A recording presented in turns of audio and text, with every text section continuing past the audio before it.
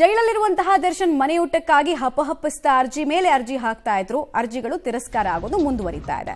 ಜೈಲಲ್ಲಿರುವಂತಹ ದರ್ಶನ್ಗೆ ಮನೆಯೂಟ ಭಾಗ್ಯ ಕೊನೆಗೂ ಸಿಗ್ತಾ ಇಲ್ಲ. ಬಿರಿಯಾನಿಯೂ ಇಲ್ಲ, ಮನೆಯ ರುಚಿ ಊಟವೂ ಇಲ್ಲ. ಸೆಪ್ಟೆಂಬರ್ 5ನೇ ತಾರೀಕು ವಿಚಾರಣೆಯನ್ನ ಮುಂದೂಡಿಕೆ ಮಾಡಿದೆ ಕೋರ್ಟ್.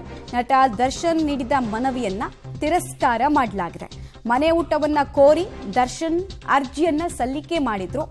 ಮನೆ ಊಟಕ್ಕೆ ಗ್ರೀನ್ ಸಿಗ್ನಲ್ ಸಿಗಬಹುದು ಅನ್ನುವಂತಹ ಆಶಾಭಾವನೆಯನ್ನ ಇಟ್ಕೊಂಡಿದ್ರು. ಅದು ಕಮರಿ ಹೋಗ್ತಾ ಇದೆ ಕ್ಷಣ ಕಳೆದ ಹಾಗೆ. ಈಗ ಸೆಪ್ಟೆಂಬರ್ 5ನೇ ತಾರೀಕು ತನಕ ಏನ್ ಫುಡ್ ಅನ್ನು ರಿಸೀವ್ ಮಾಡ್ತಾ ಇದ್ದಾರೆ ಅಂದ್ರೆ ಜೈಲಿನಿಂದ ಅದನ್ನೇ ತಿನ್ಬೇಕಾದಂತಹ ಸ್ಥಿತಿ.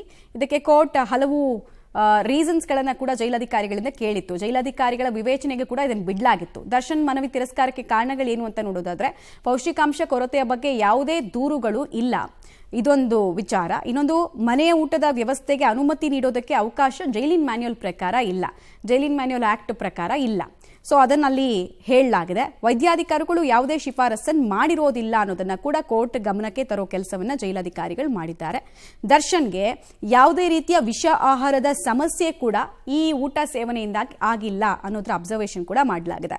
ಜುಲೈ 17ನೇ ತಾರೀಕಿನಿಂದ ವೈರಲ್ ಫೀವರ್ಗೆ ಚಿಕಿತ್ಸೆಯನ್ನ ಕೊಡಲಾಗಿರೋದ್ರ ಬಗ್ಗೆ ಕೂಡ ಅವರ ದೇಹದಲ್ಲಾದ ಬದಲಾವಣೆ ಹಾಗೂ ಅದಕ್ಕೆ ಟ್ರೀಟ್ಮೆಂಟ್ ಸಿಕ್ಕ ಬಗೆಯನ್ನ ಕೂಡ ಅಲ್ಲಿ ವಿವರಿಸಲಾಗಿದೆ. ಬೆಡ್ ರೆಸ್ಟ್ ಮತ್ತು ಹೆಚ್ಚುವರಿ ಪೌಷ್ಟಿಕಾಂಶದ ಆಹಾರದ ಸಲಹೆಯನ್ನ ವೈದ್ಯರು ಕೊಟ್ಟಿದ್ದಾರೆ. ಜುಲೈ 4ನೇ ತಾರೀಕಿನಿಂದ 10 ದಿನಗಳ ಕಾಲ ಹಾಲು, ಮೊಟ್ಟೆ ಮತ್ತು ಬ್ರೆಡ್ ಅನ್ನು ನಾವು ಕೊಟ್ಟಿದ್ದೀವಿ. ಕ್ಯಾಲ್ಸಿಯಂ ಮತ್ತು ವಿಟಮಿನ್ D3 ಸಪ್ಲಿಮೆಂಟ್ ಅನ್ನು ಕೂಡ ದರ್ಶನ್ಗೆ ಅಂತ ಹೇಳಿ ಕೊಡೋ ಕೆಲಸವನ್ನು ನಾವು ಮಾಡಿದ್ದೀವಿ. ಆಗಸ್ಟ್ 1ನೇ ತಾರೀಕಿನಿಂದ 15 ದಿನಗಳವರೆಗೂ ಬ್ರೆಡ್ಡು, ಹಾಲು, ಮೊಟ್ಟೆಯನ್ನು ಕೊಡಲಾಗ್ತಾ ಇದೆ. ಸೊ ಪೌಷ್ಟಿಕಾಂಶದ ಕೊರತೆ ಇರೋದು ಮೇಲ್ನೋಟಕ್ಕಂತೂ ನಮಗಂತೂ ಗೊತ್ತಾಗ್ತಾ ಇಲ್ಲ ಅಂತ ಸದ್ಯಕ್ಕೆ ಒಪಿನಿಯನ್ ಕೇಳಿ ಬಂದಿರೋದ್ರಿಂದ ಮನೆ ಊಟ ಭಾಗ್ಯ ದರ್ಶನ್ಗೆ ದೂರದ ಮಾತಾಗ್ತಾ ಇದೆ. ಗಗನ ಕುಸುಮವಾಗ್ತಾ ಇರೋದು ಸ್ಪಷ್ಟವೂ ಆಗ್ತಾ ಇದೆ. ದರ್ಶನ್ ಮನವಿ ತಿರಸ್ಕಾರಕ್ಕೆ ಕೊಟ್ಟ ಕಾರಣಗಳನ್ನ ನೀವು ಗಮನಿಸ್ತಾ ಇದ್ದೀರಾ.